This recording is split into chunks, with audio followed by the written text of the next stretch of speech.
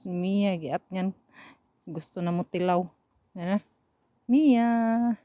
Hello. Ato na po nata sa garden natin. Bisitaon ato i-check ning fig kung abay ma-harvest natay mga container na dala. Kani ako nang siya gibutang og netting kay para dili makaon sa langgam.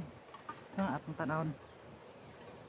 Kani ay nanay na hinog. Ako nang gikabiran siya og kanang paper bag, shopping paper bag kani siya pero kusog kay hangin ganina 43 kilometers an hour ang kakusog mo na nakuan siya natangtang. Murag pwede naman siya kuhaon. Kay kung ako ibilin ang langgam ani mo kuha mo harvest. Ay, murag alanganin pa. Akong timailahan ani nga ready na siya kanang di na siya magduga kana bang sap niya muuga na siya kani kay nagtulo pagihapon. Di pa gini siya fully ripe. Mao na ni siya diri ani suong lang ta aning kuan netting.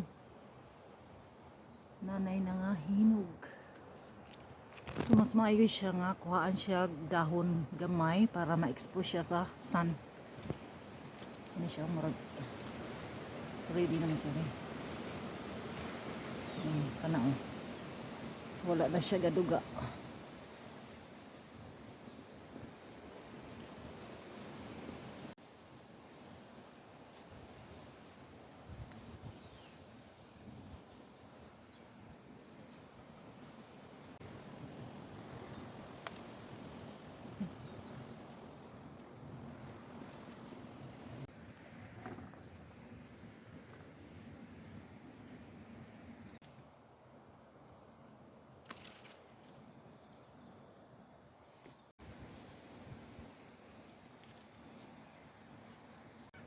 Kuning kabiran kay naa si Mia kuan kay siya manguha iyahara ng ko tanawa nakatimaho na siya iya nang last time nag-harvest ko ako ra gibutang gitangag man kaha.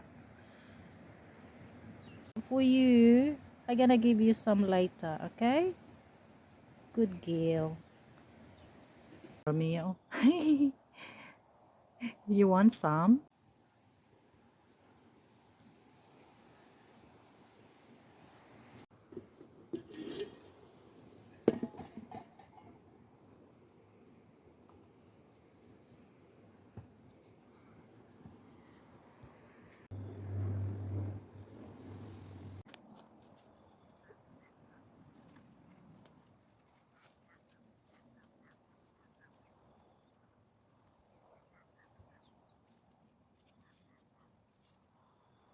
Mia, no. Mia, Mia. Mia, no, no, wait.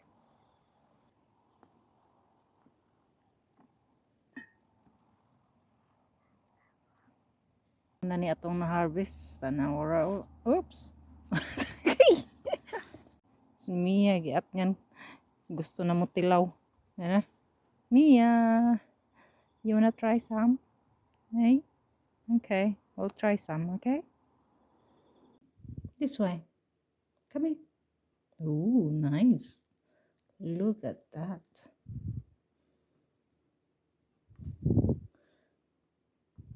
Ang tilawan? Yeah, come. You see? No, no, no, no. Wait, wait. Oops. Okay. Yum, yum.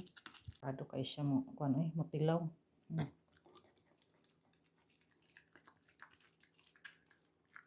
Oh. Thank you, Mommy. Mani, ang tilawan ni siya sa lami. Ako harap ni share.